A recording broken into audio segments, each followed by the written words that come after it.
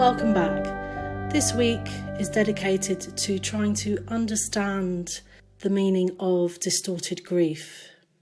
And I'm joined by 4 wonderful guests who share their insights and their expertise, and I really hope that it helps in some way. In this order, we'll be listening to Dr. Chloe Paidusis-Mitchell, Liz Gleeson, Helen James, and Edie Nathan. So I'm delighted to say that today I'm joined by Dr. Chloe Paidusis-Mitchell, who is a psychologist and a grief trauma specialist, who's the founder of the Grief Clinic in London, and which is online. Welcome, Dr. Chloe. Hi, Karen. Thank you for having me. Good to be with you. I'm really delighted to have you here, for you to sort of share your thoughts and experience and expertise on this most difficult of experiences that I'm calling distorted grief, which is where someone feels that the loss of a loved one is surreal, or that it never happened because they were denied the usual rituals that go with a death. So I really wanted to ask you, what on earth is happening sort of emotionally, psychologically, for someone to feel that this enormous loss, that it isn't real? Yeah, it's a really important topic you're researching, and I'm really, really keen to hear what your other contributors have said. When we lose a loved one, the body responds first, and it takes quite a bit of time for the mind to catch up with the reality of what's happened. And the reason I start with that point is because I like to look at loss and the grieving that follows it in a holistic way. So we are not human doings, we are human beings. And when we lose a loved one, the way in which we make sense of ourselves and our place in the world changes fundamentally. So we operate, if you like, every day under the illusion that we're just going to have a predictable day, just going to be a normal day. And that's kind of how we function. And during COVID, we lost everything that felt familiar, that felt normal, that felt recognizable in how we deal with challenges and stresses. So when loss happened, I think for a lot of people, the reality was so surreal, so disconnected from anything that felt familiar, that their mind couldn't integrate it. So you could carry on in the illusion that the world is going to go back to its normal self when it is over. And it hasn't, of course. And when you lose a loved one, and you're not there to do the normal end of life support rituals, your mind doesn't have the opportunity to integrate the reality of the loss. We have to make sense of it, but we also have to process it. And not having those rituals, I think, deprive people of the opportunity for that. And the impact of that is that people didn't get enough opportunity to share their loss, to create meaning out of their loss in that collective kind of communal way, which really helps us kind of let it sink in. And they didn't actually get proper emotional support for it. So I think the whole thing contributed to a delayed grief response. Like, I'm seeing a lot of people in the grief clinic and in my practice who are now suddenly feeling overwhelming grief, and it might be a year and a half, a couple of years later, and for many people the world might seemingly have gone back to normal, but not for those who have suffered the loss of loved ones. It's a very traumatic experience. So inside they're screaming, they're really, really suffering. Does that answer the question? It's a complicated question, and I think my view is that in order to heal that experience, people need to be witnessed. They need to have somebody who understands what it's been like, that surreal loss, and say, I know what it was like. I know what you're going through, to normalize it so that they can gain some control on every level, physically, mentally, emotionally, spiritually. Yeah. That's beautifully explained. It really is. Yeah. Thank you. These people, as you said, are screaming inside with this sort of inability to process what's happened and to, as you said, to have it witnessed. So this is all happening now. Lockdown not long finished, and everybody, the mantra is let's get back to normality. Why haven't you moved on? Complete sort of delegitimization of their grief, and it's a grief that is so not what we're used to. And so this is all coming out now. I agree. I mean, it's interesting, isn't it, Karen? Because I think under lockdown, I know my experience was you just had to keep the show on the go. You just had to, people were sandwiched between competing priorities, working from home, dealing with children, perhaps dealing with deep worry about elders. And in order to kind of survive it, we all went into survival mode and just got through it. So if you tragically lost a loved one during that time, you didn't have time or headspace to be in your grief. You had to compartmentalize it. And I think that's what a lot of people had to do, in kind of privileging just getting through this. I'll just need to get through today. I just need to get through today is what I heard so much. And I think it's completely human and normal. But if you look at research under grief, when you lose a loved one under a time of crisis like that, it's actually a traumatic event.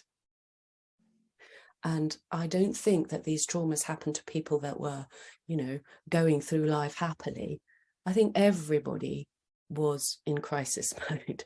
So coping with perhaps depleted mental health, coping with anxiety, coping with stress, coping with fatigue, coping with a kind of chronic kind of burnout that lockdown was. I remember going through the first lockdown in the UK and thinking, okay, this isn't as bad as I thought it was, but I was really lucky. I had a lovely garden and I had the opportunity to carry on working. Second lockdown, I struggled with it immensely. So it's important to normalize for everybody that if you had to compartmentalize it and put it in a box in order to survive, that's probably what you needed to do, and that's okay. That's not evidence of malfunctioning. So I really want to normalize it for people. But of course, now that kind of we're back to our usual routines, sort of, because I don't think the world's gone back to normal at all. The reality of what you went through, the trauma of that loss, because I think all loss is traumatic. It's never okay to lose somebody that we're deeply bonded to. Comes right up, right in front of you, as though it's literally just happened. And that again is a very normal response. It's not a pathology. I don't like medicalizing grief at all. I don't agree with it at all. I think it's very normal human suffering. And what tends to happen, what I'd like to think will happen, is that instead of it becoming a pathological, let's say, distorted grief, it can be a grief that people are supported in. They can tune into it. They can start to normalize it. They can start to observe what it's telling them and actually find outlets to express it. When we can normalize our physical symptoms, because I think a lot of people are having quite intense physical symptoms now, that they're thinking, is this, am I losing it? Am I now getting depression? Have I got something else going on? And I don't think they are. I think it's just a delayed grief response coming out now. And that physicality of grief can be normalized if you see it for what it is, in the context of what it is. So all your memories of the loss and all your memories of your loved one come flooding back, and they activate your survival mode, your fight or flight. And that's a chemistry that actually impacts us physically. So when you're flooded with cortisol, those stress hormones of the survival mode, you do feel quite a lot of symptoms. And I'd be really happy to answer questions about that, but I don't want to be too medical about it. But I do think normalizing it, talking about it, sharing it, having somebody say, I hear you, you're having a normal reaction to what was an abnormal situation, can give you that sense of, okay, I'm going to get through this. Does that make sense? It really does. Thank you. What sort of physical manifestations or reactions have you come across? Because it's something that's come up with the people who've shared their experiences. Really, yeah, all sorts of things. So when you go through a loss, I was saying that when we first started our conversation, it impacts all of us. So what I mean by that, the physical side to it is that all your systems go through some kind of massive wobble, to put it mildly. So you might, let's say, so you might get an empty pit feeling in your stomach. You might feel sick. You might feel nauseous. Some people might actually be sick quite repeatedly. You find that your appetite is disrupted.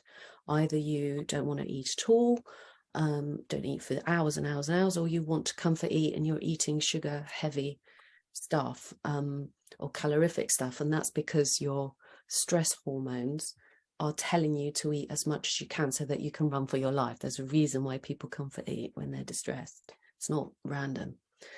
Digestive issues, autoimmune flare-ups. You might find that you're dizzy all the time, or lightheaded, or you become noise intolerant. I've seen all of these like repeatedly. Difficulty concentrating, difficulty relaxing. So maybe in the past you might have been able to enjoy a film, a book, a nice bath with a magazine. Can't do that anymore. You might find that you're very forgetful, and you know that you've kind of said things or committed to things, but you can't really remember. So a lot of short-term memory loss, feeling demotivated, fatigued, tired, wired and tired, feeling overwhelmed, finding that it doesn't really make sense, like what you're experiencing seems a little bit out of the blue or frightening, feeling anxious, questioning everything. What's the point? How can there be a God? Why would something like this happen? Why has this happened? Why am I living like this? You know, all sorts of really big existential questions come up.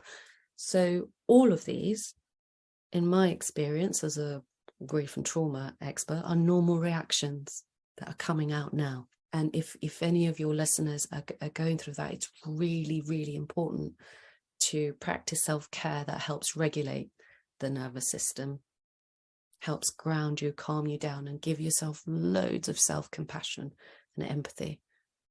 What kind of things would you recommend? Very back to basics, very simple things. So getting out into nature, we know absolutely helps regulate our nervous systems.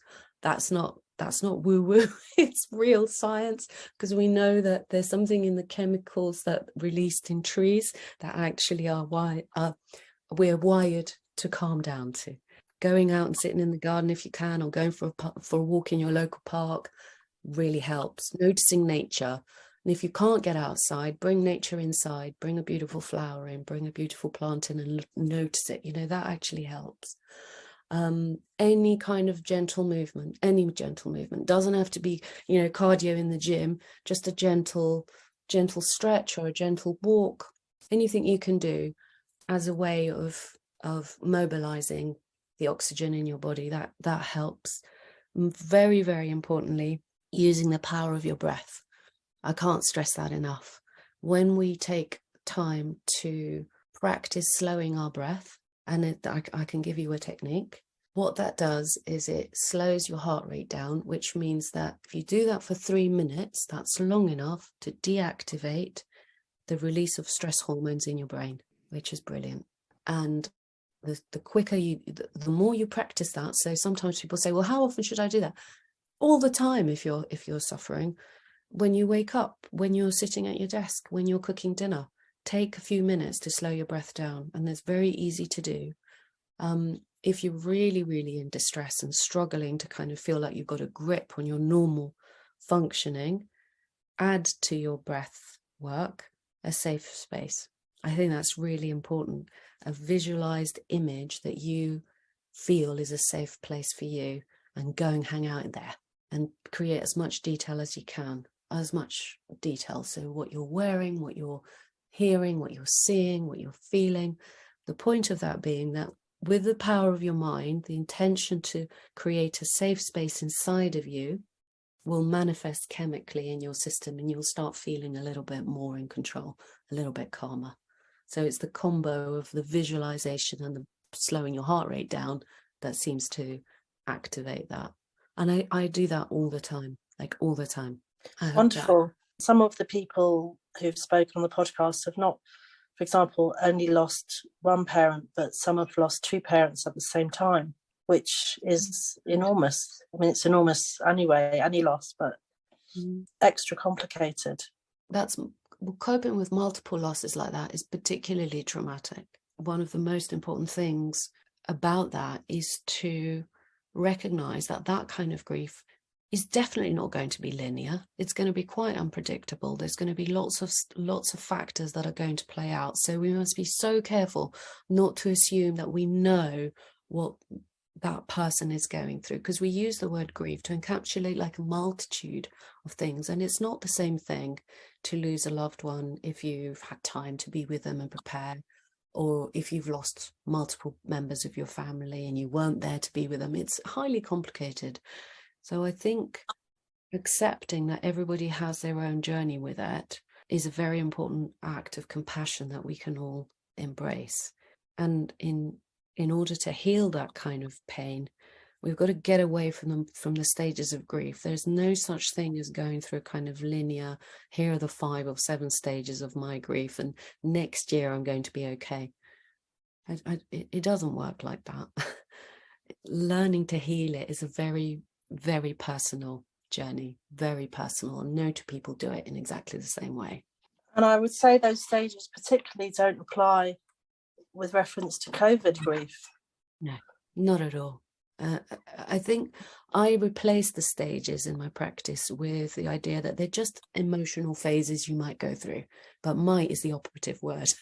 You might go through all of them, you might go through only one of them, or you might be in one part of it. For example, you might be feeling very angry in the morning and trying to bargain for a different outcome, and then in the afternoon you're feeling a bit more just upset and sad, and then later you're feeling more accepting, and then later again you're feeling back to being rageful. It can be all over the place, and we can't predict what people are going to experience because it's an inside job. I think that kind of event is a deep psychic injury, and to heal it, we just got to go into it very, very compassionately, very, very gently, very respectfully, and with real kind of commitment to understanding that there's no such thing as recovery. I know that sounds bizarre, but you don't recover that. You always will be sad, but you learn to kind of make friends with it, kind of find a way to embrace life again, if you've been loving and compassionate to yourself about it. I think that unconditional love energy is the most important thing. Yes, that's when you mention the word unconditional. I lost my dad last year, but not to COVID. I knew it was coming, and I was trying to sort of figure out all the sadness I felt and the realization that it was an end of unconditional love. When you mentioned the word, that I couldn't tap into that again, but obviously have the messages that he gave me. But it is tremendously hard. It is. It's very painful. It's very painful. And I think, that nothing I say will take that away. But all I can do is validate it and bear witness to it and acknowledge it, that's your experience, and it's painful. And I like what you said, that you're left with a legacy of the unconditional love you experience, and that's very meaningful and something you can tap into. It really is, yeah, because we speak about the legacies that these people left, which I think is really important too. Oh, hugely, hugely important, hugely, because it's a comfort. It's something we can always hold dear in our hearts, and we can tap into it, and we can live by it. We can honor it. I think that's a huge part of the learning to heal. That's lovely, to live by someone's legacy. That's a lovely thought. Yeah, thank you.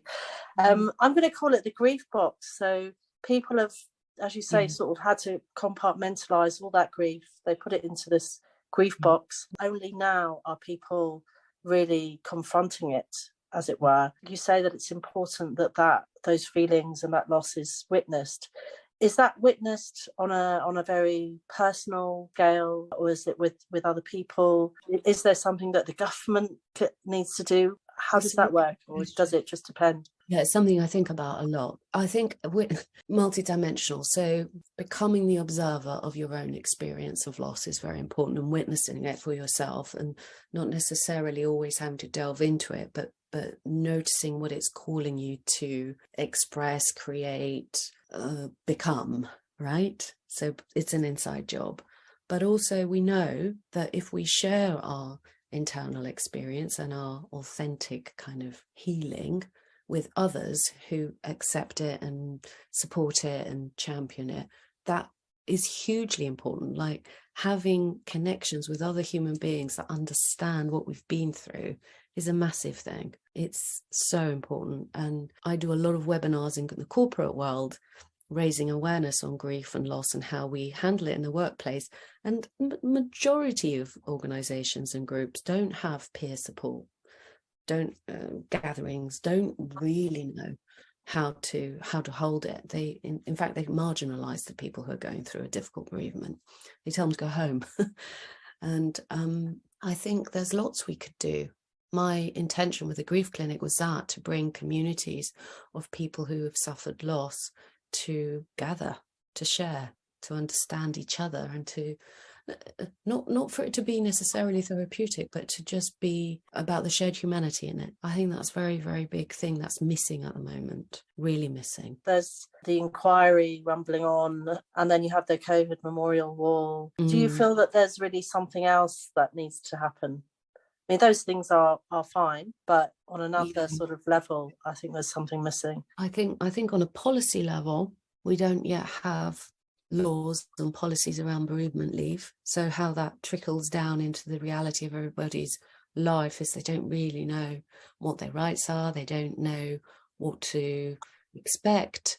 It's very much down to your individual manager and their particular perspective. But what happens if you lose a best friend to cancer? What's your bereavement leave then? Or what happens if you're suffering a, distorted grief because you lost your parents a year and a half ago and now it's coming out? So I do think there needs to be some policy, some understanding of what helps us heal. I think that would be an amazing thing to see. I know there's some effort in that, but I think we're a long way from it. Yeah. I think the view is that, well, it's happened, it's done and dusted, and let's move on, isn't it? Yeah, but it's not. That's the point you're making, isn't it? Yeah. Yeah. So this tsunami of grief, which is only coming to the surface now, what does that mean going forward if there is no proper recognition and proper help and understanding?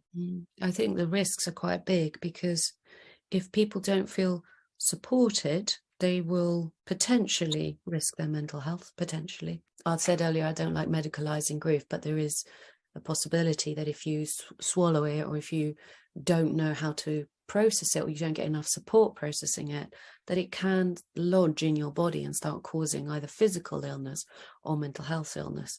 And that we're already at 1 in 5 people being diagnosed with depression and 1 in 6 with anxiety, and suicide rates are just horrifically unacceptable to me. So there is a real risk. Like, we need to take action now. And holistic action on a grander scale, do you think? Oh, yes, that would be amazing, wouldn't it? Yes. Yeah, I like that. It's very prescient, I think. And just one other thing I wanted to run by you. A lot of people said that because the coffins were closed, some people didn't see their loved one. I mean, the last time they saw them was when they left the house in an ambulance, or some people walked to the ambulance. So they may never have seen them in the hospital, never saw after they passed their body. And the next time that they met them was in a closed coffin. And many have said that they didn't trust, still don't trust that it was the body of their loved one in the coffin. What do you make of that? I think it's a very normal human response, because in our heart of hearts, we wish that it could be otherwise. And I think the significance of bearing witness to the deterioration or the death of somebody, and spending time with the body actually really helps for it to sink in on a cognitive level. And a lot of the people I support now need to go through a ritual of reframing what happened, making sense of it, and practicing some, spending time at the grave or spending time at a resting place, and going through the kind of what they would have said, how they would have liked to have navigated what hasn't been finished needs to be finished, and you're kind of left with it alone. But it's very important to go through that as part of the healing. That's really interesting, reframing. Do you think that the COVID bereaved will ever be able to close the circle of grief? Or can anyone close that circle of grief? But particularly because it's so complicated with COVID-19. I don't know what circle of grief means in the case of COVID. I think we never really close that circle. It's sort of like concentric. It just keeps happening, doesn't it? And keeps happening. But hopefully where we arrive at is a point where the implicit triggers, memories and events don't throw us into a loop that feels like a reactivation of trauma. That's what I think is very important. And there's quite a lot of specific trauma work that people can do to get themselves safeguarded like that. Thank you. Yeah, you're welcome. Is there anything else that you would like to add, or a message that you'd like to share with anyone who's going through this difficult thing? I think my message is very simple. It's be kind to yourself, be kind, be compassionate, make friends with what it's being like for you to be injured like this, and to get support. Definitely get support if you need it. Brilliant. Thank you, Dr. Chloe. That was wonderful. Thank you, Karen. Really good to be part of this. Thank you. I'm joined now by the psychotherapist and educator Liz Gleeson, who runs the hugely popular Shapes of Grief podcast, and she's based in Ireland. So welcome, Liz. I'm really delighted that you're here. Thanks, Karen. It's great to be here with you. I very much wanted to get your view and to pick your brains about what I'm calling distorted grief. If you could try and explain what is going on emotionally, psychologically here, because it's hugely complex. It sure is. And, it's so hard to speak generally about what's going on because everybody has such a unique, different experience with grief. And of course, COVID, whether you were bereaved during the pandemic or you were bereaved because of the pandemic, so someone you loved died by COVID, everything was different, We know that part of the grieving process, well, first of all, we know there's no stages or phases. That's a myth.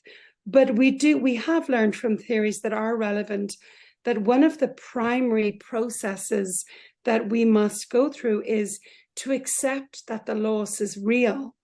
And that's very different to knowing someone has died. So someone might say to me, your Aunt Mary has died, but accepting that that's a fact, that that's real, that that's truly happened, might actually take me weeks or months, in some cases even years. It can remain quite surreal. Now, before we were on air, you were saying about the way the Irish grieve. We're quite good with dying and death, so we, unlike in the UK, and I don't know if it's cultural or just practical, we have funerals very quickly here, whereas in the UK, you've to wait a while because there's so much more of you. But in Ireland, we hold our deceased with us, close to us, usually for a few days at home in what's called a wake. And as we're there with their bodies, it can dawn on us a lot quicker and easier. Yes, they're dead. So accepting that it's real that they've got, that they are dead, may be easier in that circumstance. Now, during COVID, we weren't allowed to have our loved ones with us, unless they were already with us. So people died in hospital without their loved ones there. In some cases, people were saying goodbye over phone or iPad, never got to see their body afterwards, particularly during the first lockdown.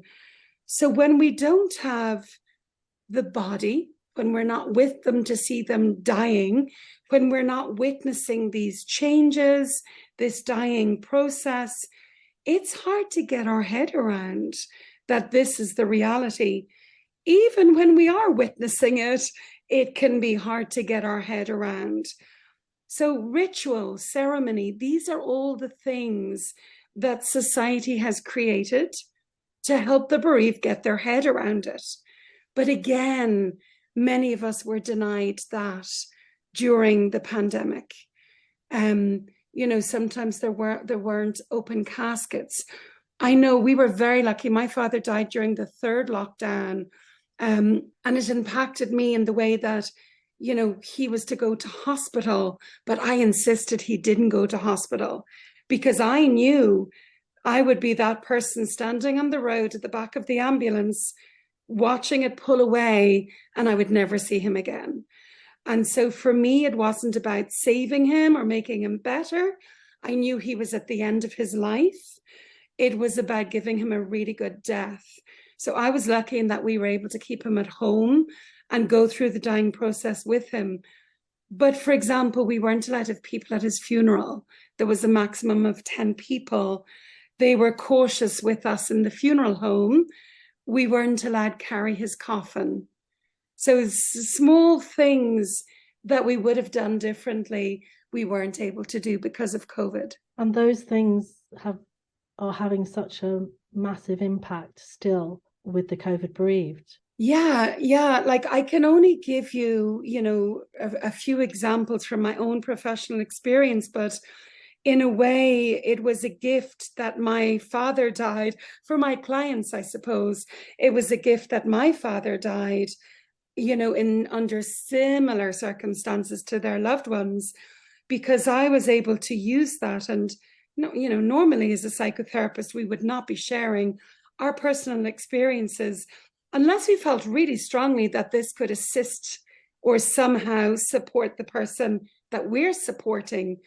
And so in the case where a few people had not seen their loved ones die, they weren't there, they were watching the news, they were hearing stories of body bags and heaps of people and all this awful dehumanization of our loved ones. They were left with images of that. You know, if we don't tell children what's happening, they'll make it up. And they'll often make up something worse than the reality. But adults do that too. I see that all the time. If we don't have the facts or we haven't been there, we will make up some image of what we think happened. And I noticed that for a lot of people I supported, when they heard of body bags, they're thinking of black rubbish sacks. You know, that was what conjured up as piles of bodies. And, you know, I'm so conscious that this is such a sensitive subject. But for me, I remember sharing more than once, you know, would you like me to describe what a body bag looks like? You know, it's cocoon-like. It's got a zip from the top to the bottom. Our loved ones, once they die, are placed so gently inside. And it's like a papoose. It's like a soft leather. The one my father was in was pink. So I was able to offer an alternative set of imagery that was much easier for them to digest and accept than some of the imagery that they'd deduced from the TV, for example. You have a particular interest in how grief manifests itself in the body. I just wanted to ask if you have any sort of advice about sort of coping mechanisms, anything that would make somebody who's struggling with all of this, that might help them. Yeah, I mean, again, anybody who's familiar with grief would be quite slow to offer advice. But as somebody I interviewed recently, Dr. Mary Frances O'Connor, she put it in a lovely way. She said, I'll lend you my glasses for a moment and see if they work for you, you know. But ultimately, everybody has to develop ways that work for them. In terms of the physicality of grief, when we were bereaved during the pandemic, we didn't have those hugs, that holding. We didn't have all the people who came up and shook our hand and said, I'm sorry for your loss. I'm sorry your dad died. The hands on the shoulder. All of that physical aspect helps us to accept, goodness, this has really happened. And also it comforts us, you know. One of the things that we really need, whether we agree with this or not, is people, humans, other people. When someone we love dies, we somehow need to feel love. It doesn't replace the love of the person who has died, but it's like a life raft, you know. We will love you. you know, while you're grieving this love that you've lost, you know. So grief has a profound physical impact on us. Grief is not just like an emotional experience or a psychological experience that we think of, or an emotion like sadness that we feel. It's a profound physical event. It can be it can impact us spiritually, financially, socially. And just on the physicality then, Karen, to hone in on that, it can really impact the way we sleep or not. It can impact our digestion, how we think. Our brains can be really impacted, can't think clearly. We can feel angry. We can feel like we want to run away. Our tolerance for other people can be really compromised. We can get heart attack, you know, we can get chest pain. Grief really does have a profound impact when it's somebody close to us, and especially if it's not expected. But even when it is expected, if someone we love dies, it has an extreme dysregulating effect on the system. It's an extreme stress response. And often we can be thrown into the fight or flight response, and we want to run away, we want to fight.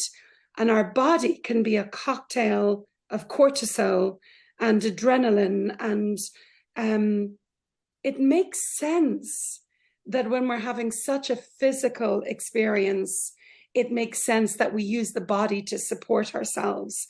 So exercise, for example, can go a long way in using up those stress hormones, you know, and making us feel settled. We know that exercise stimulates some of the more feel-good hormones. So it's not to get rid of the grief. It's not going to cure it. It's, you know, but it's going to make it easier to bear. Grief is something we've to bear, we've to carry, we've to learn to adapt to. It's not something that we get over. And certainly there are practices that will just make it a little bit easier to carry. And connecting with people, allowing ourselves to be touched emotionally and physically, and to let support in. It's really important. Sometimes we guard ourselves from support, but to let it in, to move our bodies, to support ourselves in the best possible ways to minimize the physical impact of grief. So feeling safe, we often feel unsafe in the world when someone we love has died. Our safety is rocked. How can we be with people or in places that help us to feel safe again?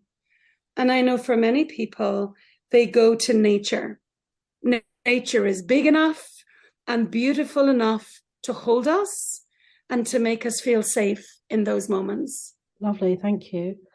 And just finally, I'd like to ask you more really about the COVID situation in the UK, because it was obviously so catastrophic. There is the inquiry ongoing, and obviously there's the memorial wall where the COVID bereaved gather, but there seems a complete lack of creativity, feels a lack of holistic help really for the COVID bereaved. I mean, many of them are only just feeling the grief now, all these years later, because obviously, you know, they were in lockdown. So there's this massive, overwhelming feeling of grief, and and so complicated, and they're struggling to handle it. What sort of holistic help could there be that might help them through? I just think, Britain, you've been through so much loss in recent years, you know, with Brexit. Whatever way you look at it, it's a huge transition. It's a huge transformation. It has been a massive loss for many people who didn't want it. It hasn't worked out. You know, the Queen died. She, again, whatever your feelings are towards the monarchy, she was an exceptional woman who was there throughout many people's lives. I mean, very few people outlived the Queen, or in years anyway. So again, a massive transition for the country. And I think people, from what I can see across the water, people are just really grieving stability in the UK at the moment. And it's very hard to turn our attention towards grief and ritual and ceremony when everything is so shaky. And, you know, it's time for Britain to revisit history and make amends, you know, and look at what has brought us here. Why are we in this situation? But you so rightly say, in the meantime, there is a huge cohort of people who've been bereaved during the pandemic who have just fallen right through the cracks. And, you know, that wall seems to be one of the only tangible places where people can gather and go to. I totally agree. I do feel that there needs to be, I think it was Dr. Chloe mentioned that the COVID bereaved feel that they have to have their loss witnessed, that didn't happen. I just wonder whether there needs to be something on a grand scale with a holistic approach that might help. Absolutely. A day of remembrance. You know, I believe we have one in Ireland for people who died of COVID. And it's true, like my father died 2 years ago now. Just last Monday was his 2nd anniversary. And I have that yearning to have a memorial, to gather, you know, to just witness his life in a way that we weren't able to do due to COVID. You know, I still feel, to me, it still feels like something that needs to be done. Yeah. And do you sort of recommend that people try and do that in their own way now? 100%. It's never, ever too late. Like in my own way, I've built a garden here in my garden, a little corner of my garden for Dad.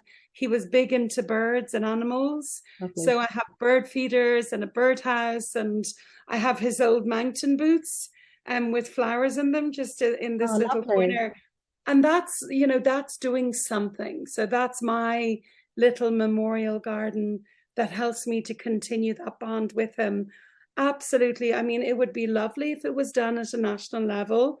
I don't see that happening anytime soon in the UK because the firefighters are out with all areas of government there at the moment.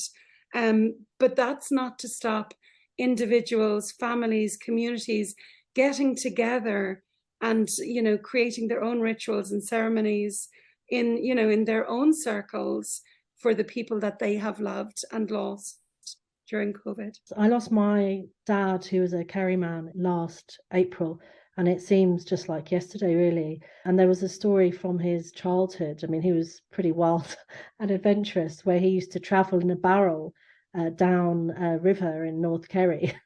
That was his mode of transport as a child.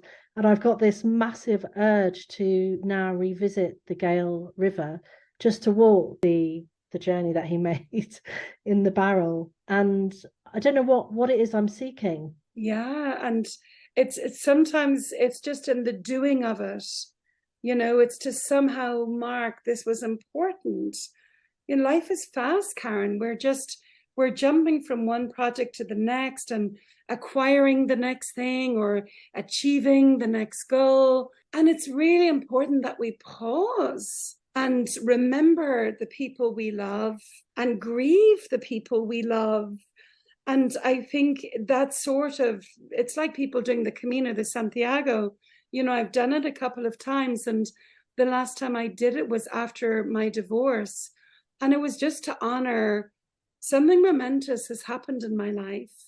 And I'm actually going to take this time out to mark it, to process it, to grieve it, to acknowledge it. I think that's what we're doing. It mightn't be a great epiphany, you know, we mightn't come out and go, yay, I achieved something, but it's simply just, I'm going to just slow down and acknowledge this time of my life and feel it, like allow ourselves to feel something. That's really good advice. Take time and slow down. Brilliant. Thank you, Liz. Thank you so much. You're so welcome, Karen. Lovely to speak with you. I'm welcoming Helen Smith, who runs the hugely popular Lockdown Grief Instagram page, where she has thousands of followers, and she's built up this amazing community and speaks with real eloquence and raw honesty about losing her father Ian in the pandemic in April 2020. I really wanted to pick your brains about what I'm calling distorted grief. I'm sure that must resonate with you and with your community. Oh, absolutely. I mean, even now, and it's nearing 3 years on now, for me, the word I always have and continue to use to describe it is surreal, because that is the only word to me that can capture the whole experience, what happened to Dad, how we lost him, everything. There's literally the only word I can say, surreal, over and over again. And I think that resonates again with so many of my followers who are COVID bereaved, because it was exactly like that. Just almost like I used to refer to it as a sci-fi horror movie, because of the memories I had of being in the ICU ward, with the plastic curtains and the PPE, and it just felt like a film, in the fact that it wasn't real. So yeah, surreal then, surreal now. And did you feel that you were watching that film? Yes, I think obviously during it, it's to a degree very clear, but also to a degree such a blur, probably because of just how traumatic the whole thing was. And afterwards, when I was with my mum, and during lockdown, obviously, when we were just trying to process what had happened, it almost was that sense of, did that really happen? Was that how it was like? You know, what do you remember? What do I remember? Almost like we were piecing it together to try and make sense of it all. But I think that's the thing, before COVID, in your wildest imagination, you could have never envisioned a loss being like that. And my dad was my first major loss. Unfortunately, since then, I have lost multiple more members of my family, not through COVID. And even, comparing, if you like, the losses, Dad's being within those circumstances, 100% was the most traumatic and surreal, because you couldn't have ever predicted what that would have been like. You couldn't have imagined it. When I used to picture what loss and grief would be like, it would never have been like COVID was. So I just think everybody was so wildly unprepared, because how could they prepare for something like that? So I think it always will just be surreal. And which death rituals were you denied, Helen? So Dad died just shy of 3 weeks of lockdown being announced. So he actually got admitted into hospital the afternoon of the 23rd of March. Lockdown was announced the evening of 23rd of March. So he was really, really in that first wave. I think the day that he died, 12th of April, actually was what they said was the peak of the first wave. So that was when restrictions were the heaviest. We weren't allowed to visit him in hospital whilst he was there. Fortunately, we were able, my mum, brother and I, through begging the doctors, we were allowed to be in the ICU ward when they turned the ventilator off, kitted out in the full PPE. After that, it was obviously the restricted funeral. We had 10 people at his funeral, and the funeral was time limited speaking. We were allowed to visit him in the chapel of rest with a closed coffin. So again, we couldn't see him. We just saw the coffin. We weren't allowed to dress him. No wake after the funeral. So yeah, it was the full-on restrictions when we lost Dad, which, saying it out loud, because I've not actually said it in a while, just again, surreal is going to be my word of the day, I think, when I talk about it. And am I right in thinking that you weren't able to touch his face, or? Yes and no, in terms of, we were in the heavy PPE, so we had 2 pairs of gloves, the gown, goggles, mask, visor, hat, the whole shebang. So the nurse actually said to me, one of the things I do remember when we all entered the COVID ward, she said, you have to try not to cry, because you're not going to be able to wipe your eyes because of the PPE and the cross-contamination. And I just remember thinking, how on earth am I supposed to witness my dad dying and I'm being told to not cry? So I think that had almost stuck in my head when we entered the kind of cubicle area that he was in, because I remember thinking, albeit I could stroke his face amongst the wires and all the equipment there, I wasn't saying, because I had 2 pairs of gloves on. So, I wanted to be able to hold my dad's hand and feel his hand, but you couldn't really when you're wearing 2 pairs of gloves. And I was so hyper aware, if you like, in that state of not wanting to break the rules and cross-contaminate or do anything, that it was just I think I definitely did stroke Dad's face, but it was only after a while, if you like, where I just almost thought, screw it, I have to, because there was some tears coming out of Dad's eyes, and I had to wipe them away. But it wasn't the obviously relaxing kind of time that you want it to be, if that makes any sort of sense. It was me being nervous of not wanting to do the wrong thing with the rules that were surrounding us, if you like. A number of people that I've spoken to have elaborated on this surreal feeling, and they've sort of said things like, because the coffin was closed, they couldn't trust that, their loved one was in the coffin. Has anybody spoken to you about that, or any other examples of this sort of surrealness and feeling that, it didn't happen because they didn't witness these rituals? Yeah, absolutely. I mean, every person that does follow me that's COVID bereaved has said that the whole thing is just surreal, and traumatic, and just incredibly difficult to process, really. For me personally, in terms of not being able to see Dad in the coffin, I think with a lot of it, probably thinking back now as my own personal way of dealing with it, I just could not allow myself to overthink, if you like, because I don't think it was going to benefit me. Obviously, I was in such a bubble of just being distraught and trauma and not understanding really what had happened, and it all just almost, that period between the date that he passed and the funeral was 3 weeks, I think, and I don't really remember it, to be honest with you. It all just passed into one. I just remember that I was going through the motions, with my priority trying to be to support my mum through all of it. Between my brother and I, we were just doing what we could to alleviate any pressure from her.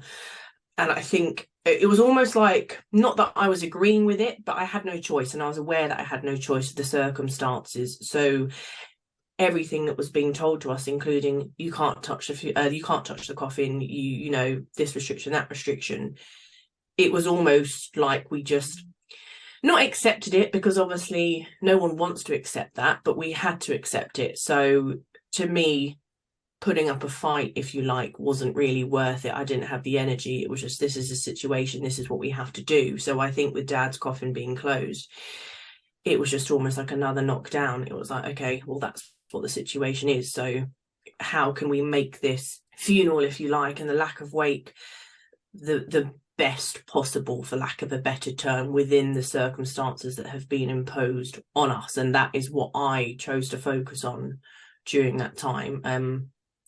Acceptance, really. Yeah, I think so. In the very loosest sense of the term, in terms of never really, I think, going to accept that is how it happened for Dad.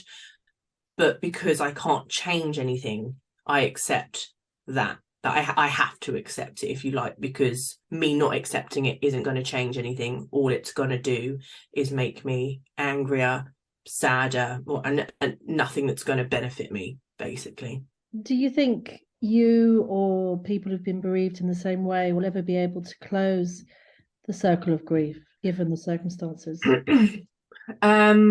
No, quite frankly, I don't. I think, and again, speaking for myself here and the people that I have spoken to, right now, I think it's just still such early days, 3 years-ish, which really in the grand scheme of things is no time at all. So who knows, maybe ask me again in 10, 20 years and I might answer differently. But for now, it's still so raw and it's still so recent. And I think if you're not COVID bereaved, it's almost like COVID doesn't exist anymore, and that it was just a weird time that happened a few years ago. And I think that leaves everybody who is COVID bereaved even more bereft and lost and lonely. And I don't think that is something that you can just get closure with whilst you're feeling like that. And yeah, for me, I don't even know what it would take for me to get closure on it, because of the whole trauma of it all and the way that it happened. It's not like we're going to be able to go back and change things, and it's not like we're going to be able to now have the funeral that we couldn't have. So I think because we were robbed of so many things, I don't really know, in all honesty, how you can get closure on that. I think that's a really salient point. I think that people, the view is, people who are not COVID bereaved, view is, it's been 3 years, why haven't you moved on? And yet, the people I've spoken to, that loss that they've had, it's like it was yesterday. Yeah, That's definitely. not understood, isn't it? Yeah, and I think also, like, it was only something in me just trying to figure out what my own brain was thinking when I'm going through various emotions at different stages. And to me, I almost self-assess and try to figure out, okay, I'm feeling like this, what could be the reason why? And more recently, I was, in the past month or two, been really, really struggling a lot with just feeling incredibly stressed and incredibly anxious.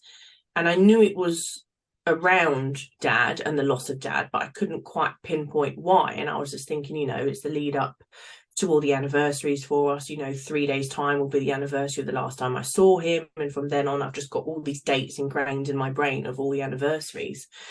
I just think my brain just kind of goes blank with it all. But it's just something that is, I think, as a result of being in a bubble for pretty much 2 years, if you like, of lockdown, in and out, as we know, but really 2 years of what I kept saying, quotation marks, non-normality.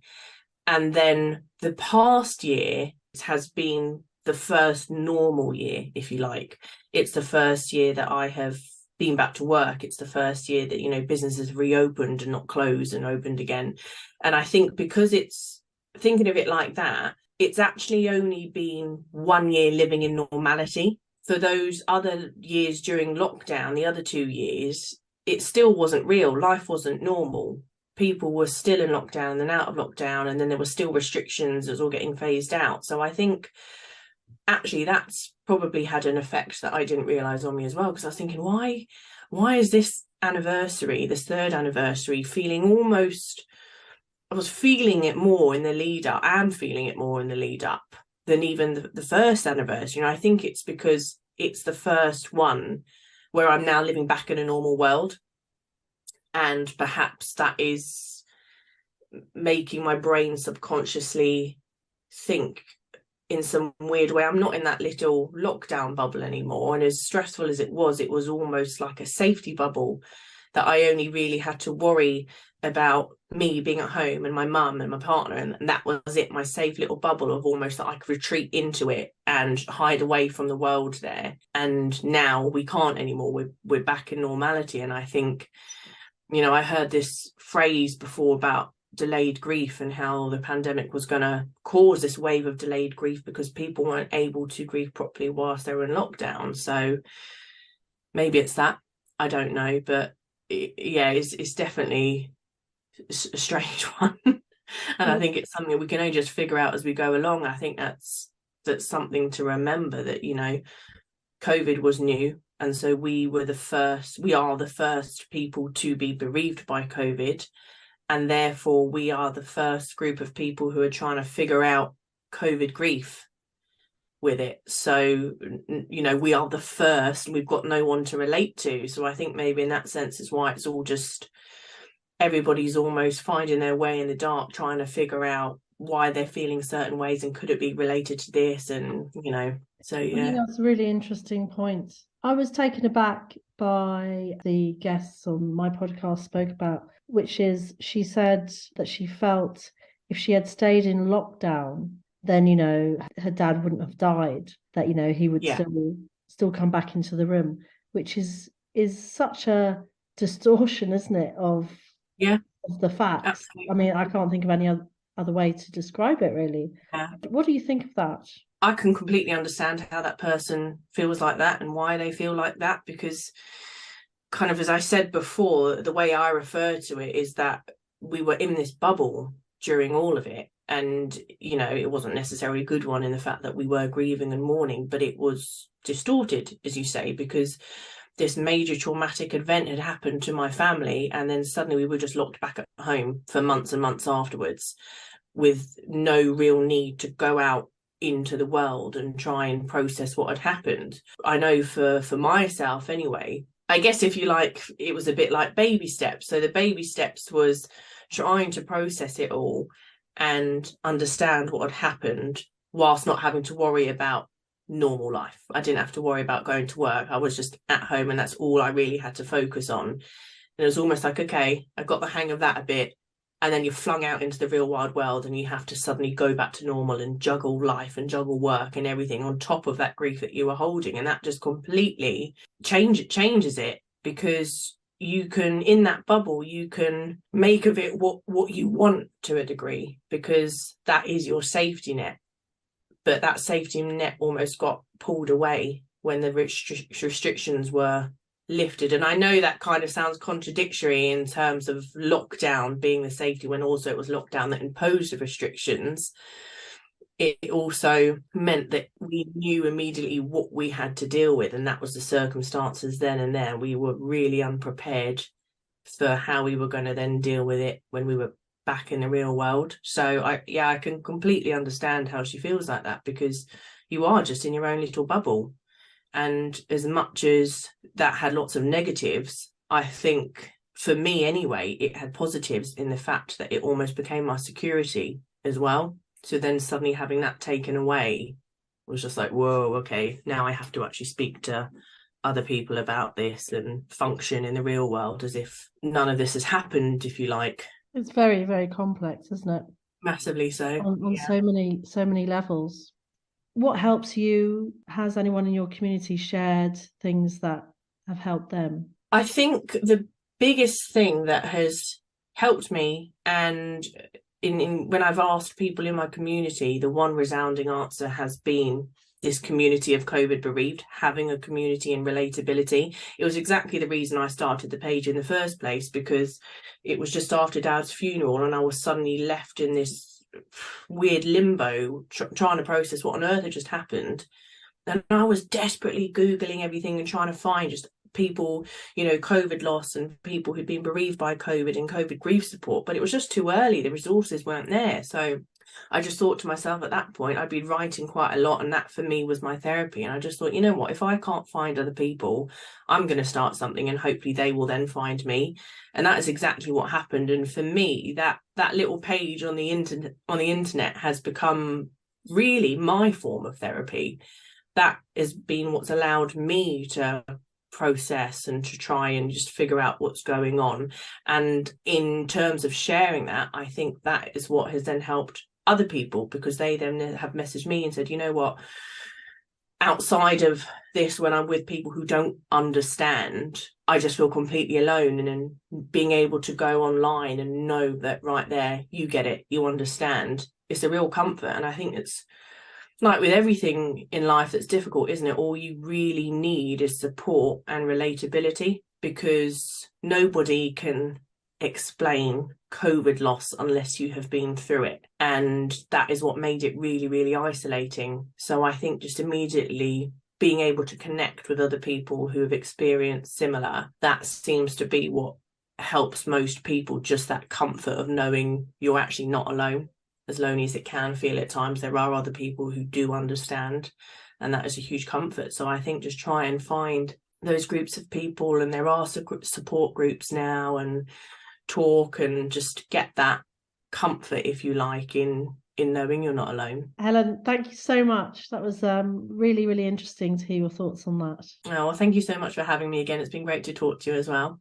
I'm delighted to have Edie Nathan with me, all the way from New York, where she is a psychotherapist and grief recovery expert, and she's doing some really fascinating work, really quite different. And so I'm absolutely delighted to have you here with me today, Edie. It's so good to be here. Thank you for having me.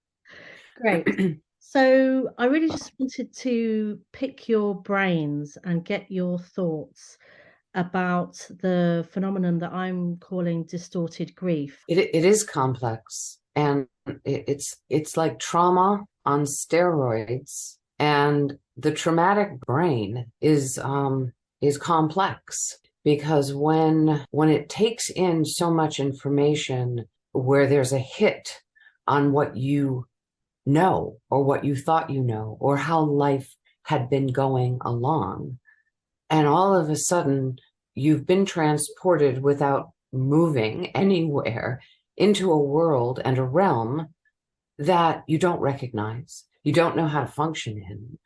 You don't have the wherewithal to perhaps even live on your own without community, because a lot of people got hit in this way.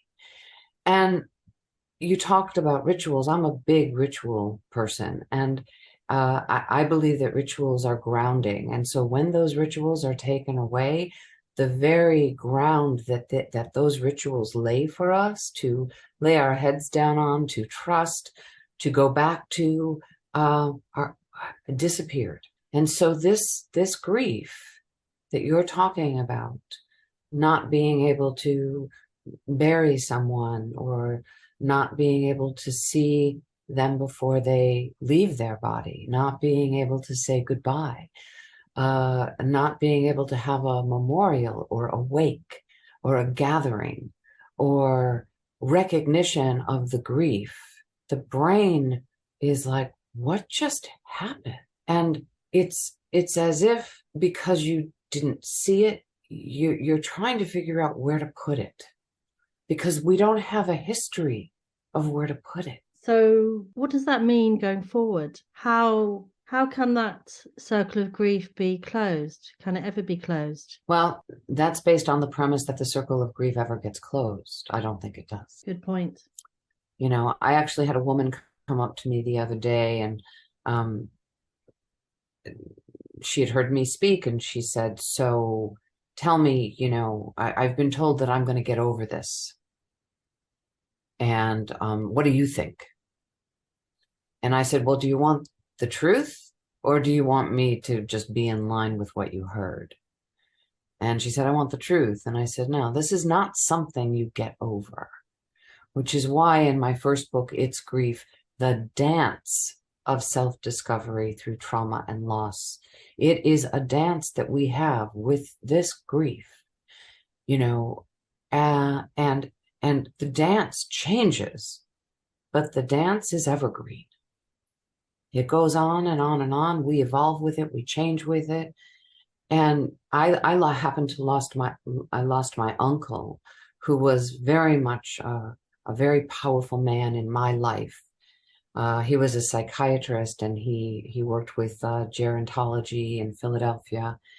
And I probably wouldn't be alive had my uncle not really helped me. He was an amazing man, and he died during COVID. And I couldn't say goodbye, and I couldn't go to the burial. They did a burial over Zoom, and you could see it, but it's a dangling, like, remorse. It's and what happens is I find myself talking to him and saying goodbye to him. I find myself, unlike other losses, and this has happened with me with other losses, but more so with him, I want to pick up the phone and say, hey, Uncle Bob, how you doing? And it's like, oh yeah, like he's gone.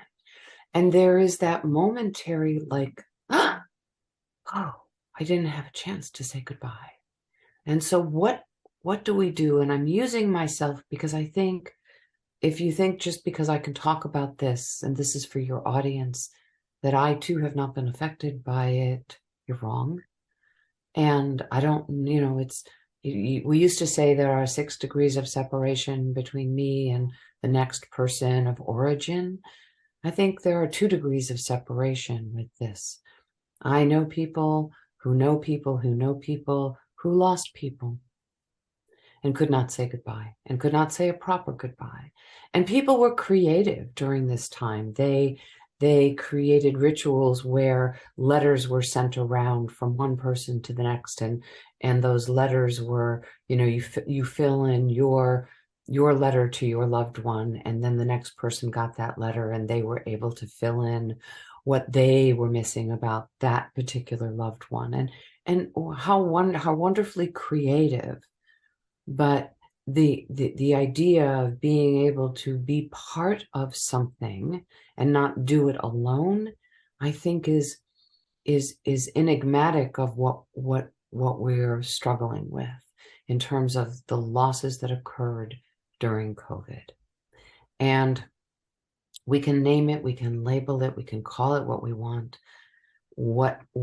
It's a very lonely, excruciatingly lonely time when you lose someone and you have no one to hold you or to touch you or to say, I'm here.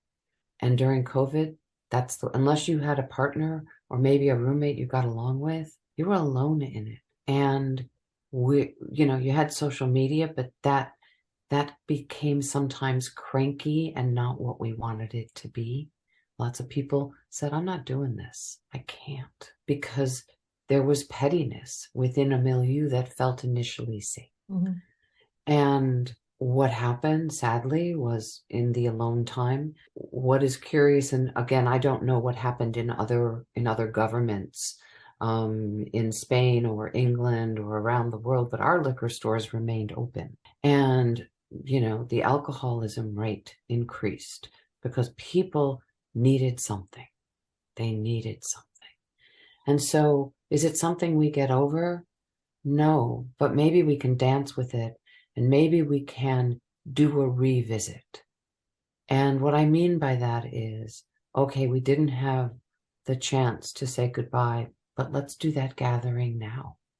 Let's have a wake that doesn't have the body there, but maybe we put a basket full of letters and flowers and recordings and music, and we recognize that life that didn't have a chance to be recognized. One of the things that really stood out for me when I spoke to some of the COVID bereaved was one lady who said, I felt if we had stayed in lockdown, that my dad, he would still come back, that he would still be here. Mm-hmm. What do you make of that? Well, again, it's such a hearty,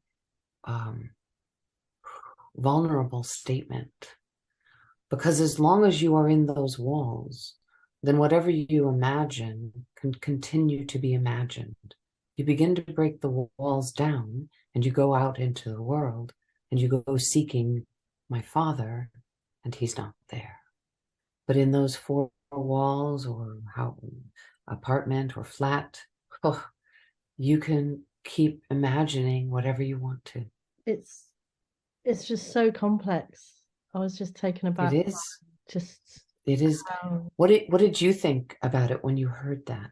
I thought it was very sort of messed up way of thinking, not contorted way of thinking. The actual statement itself is just so bizarre. Pre-COVID, pre the pandemic, if you had heard that statement, oh my word, you wouldn't have begun to understand what it was all about. Yeah, but people have rituals, and people, excuse me, pre-COVID, pre-COVID had rituals. We all have things that we relate to and rely on, and sometimes we have compulsions, and those compulsions pre-COVID, if I shut that door 10 times, then I'll be safe as I walk outdoors. And we could say it's batty or it's a little off, but it's a way to contain anxiety. And everybody uses their own way to contain anxiety. And anxiety is overwhelming. The other side of anxiety, though, when it's not medically induced, is anger. And so one of the things that I always share with people and with clients, with groups, even when I speak, it is so, so, so important to tap into that anger, because what you can't control is what you get angry at. And when the anger doesn't get expressed, it turns into anxiety. And then the anxiety is all often about projection. It's about thinking about the future and ascribing some thinking about that future that feels really crappy. So if I don't leave, then he's still alive. You know, maybe she didn't see the body. Maybe it was just a phone call. Maybe they had to do a quick burial.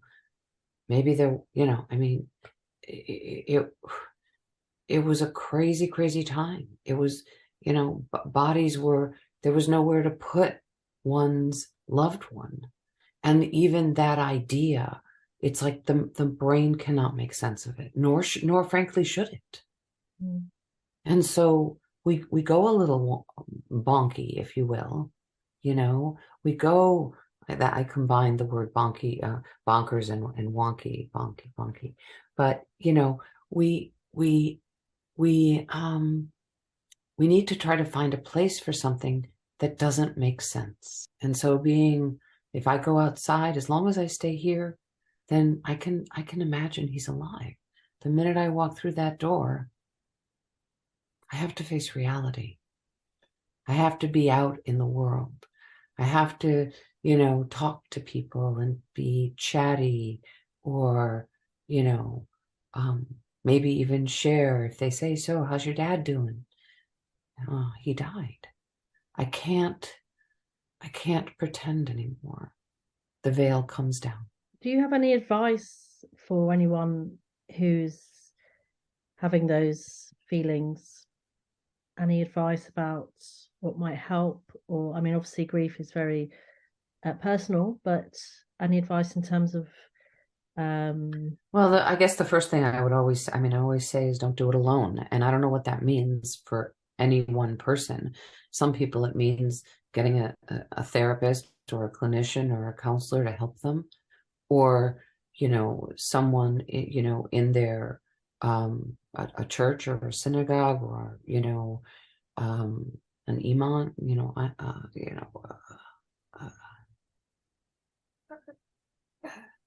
anyone who you trust of faith, that could be a go-to if that's a trusting human. If there's a friend, if there's a family member who has the wherewithal to just listen, great. I'm a big advocate for writing things down, not typing, not keeping your thoughts down on a computer, but actually pen to paper, because we know that when we write things, it actually does do a wonderful thing with the brain. I'm a big advocate for exercise, eating well, taking showers, washing your hands, not compulsively. It's about a whole mind and body mindset for healing. And healing doesn't mean forgetting. It just means, how am I going to live with this in a more peaceful way? Obviously, a lot of people lost in 2020, and then, the lockdown went on for the best part of sort of 2 years. So is it only now really that people are properly experiencing that loss, would you say? I'm going to answer this, and I know that whoever's listening might not like my answer. So I am going to say that right now. There are people who are going to be experiencing it now, but what I learned from the people, from the survivors from 9/11, sometimes it takes years before you actually are ready to look at it and deal with it, because the brain can't tolerate it yet, because we're just trying to figure out who we are in the world, post-pandemic, because the pandemic is still around. The effects of it are still around. The lockdown isn't. COVID is still here. Who knows for how long? It is ever present. It's just the way we're handling it has shifted, because we couldn't continue to handle it the way we were handling it. And because there have been boosters, and because, travel has opened up, and we're just trying to figure out how we're going to live in the world. And sometimes how am I going to live in the world, takes first place in just trying to live life, to see where you are, to see, am I really going to want to continue to get dressed and go to a job in the morning? Or do I need to do something different? Do I want to go live in a small house, in a little house? Or do I want to travel? Or do I, want to work and then take a break? Do I want to change my career? I mean, I think that these are the things that are ever present, and someone recently, a friend of mine, Olivia in New Zealand, said it's kind of like Narnia, like, whenever we talk about grief or the pandemic or other things that I'm also working on, it's like there's this door, and on one side is like the earthly plane, and then you go through this door and you're on the other side of something, and you don't exactly know, what that other side is going to offer, what you're going to be facing. But what the pandemic has done, it is like also the hero's journey. It's taken us from one place and moved us into it. And we're going to need to try to figure out how we want to get back to the world we knew, but the world we knew it's forever changed. You do a lot of work with imagery. I wondered whether you might say a few words on that and anything that you think might help the COVID bereaved. Yeah, I do love my imagery. That's my other plane. That's me walking through the door, the Narnia door, and I'm in this other world, right? And because I think I just got chills. So thank you for asking that. No one's ever really asked me that before. Oh, sometimes the brain, I think, can't tolerate the words, but they can tolerate an image, and an image can speak volumes, and get to the heart or the guts or the pain in a way that my words might only shut someone down. So I could say something and my words are my words, but the image of something, oh, okay, I can be with that image. And so the imagery to me is just, it's a way of getting quickly to an emotion without hammering it in. So that's why I like it. So for example, if there is someone who's struggling with anxiety and anger and sort of non-acceptance of what's happened, is there anything, that you would suggest that they might do? I don't know that we ever really accept, to be honest with you. I think we integrate it, again, hence the dance of, that I have in the first title of my first book. I think that the imagery is, some of the imagery that can really help is to have something that your loved one may have given you or said to you, and maybe, again, like, write those words down and maybe put them on a piece of paper and put them into your wallet. And when you're having a hard time, open up that piece of paper, say, oh, I have this, and I might not have my loved one, but this statement, comment, this bracelet, no one could take that away from me. That's me, that's mine. I don't have anything of my uncle's except for my life. So I appreciate my life because of him. But I have his words, and I have his hunger for research and for never taking no as an answer, which always got me into trouble. But that's what I carry. And so what I would love to say to everyone is, find those kernels, find those images, a bracelet, a ring, a comment, a scent, and have them close. And imagine that the love that they gave you and the love that you gave them, it walks with you wherever you go. My mom did not die during the pandemic. She's been gone a long time, but I have many of her rings, and I don't wear them often, but when I wear one of them, I say to the ring, and I know she's not in the ring, but I say to the ring, Mom, I'm showing you the world today. And I walk around thinking, I'm going to look at this world today in this moment, and I'm going to think of it through her lens and the things that she appreciated. And I'm going to pick them up in my mind. She loved clothing. She loved fine art.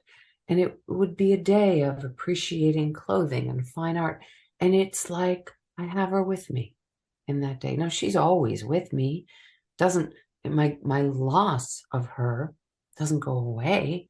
It's just, it's moved. And I can take her, the spirit of her, and have joy.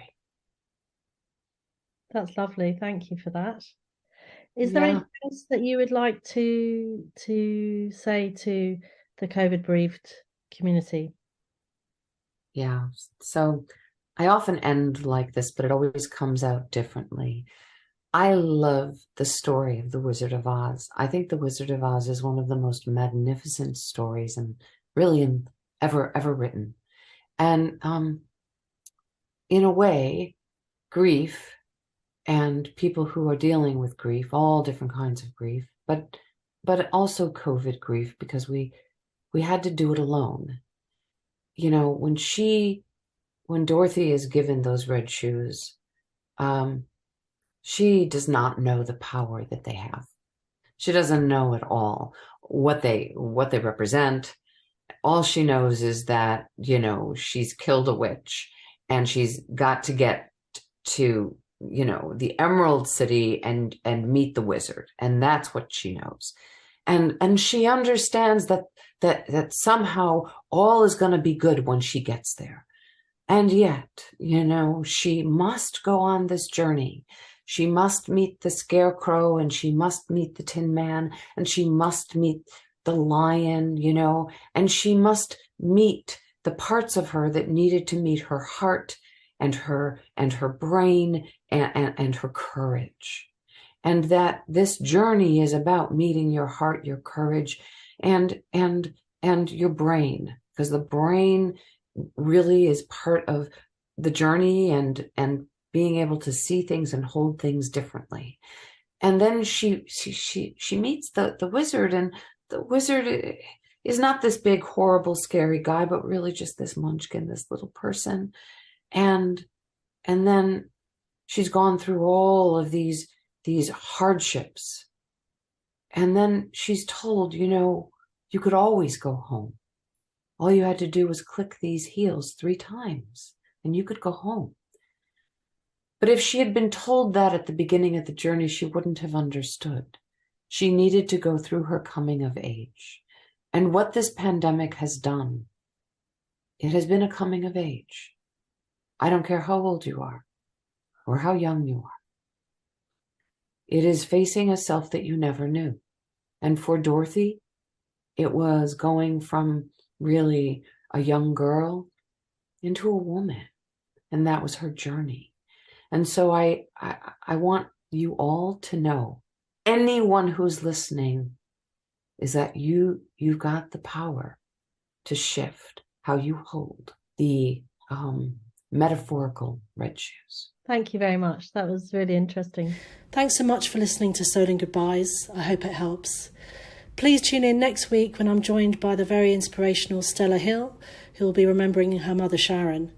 Please do subscribe, review Stolen Goodbyes. If you can make a donation, please do so, no matter how small, as it will help with the running costs of the podcast. And please do follow Stolen Goodbyes on Twitter, Facebook and Instagram. Have a good week and see you next time.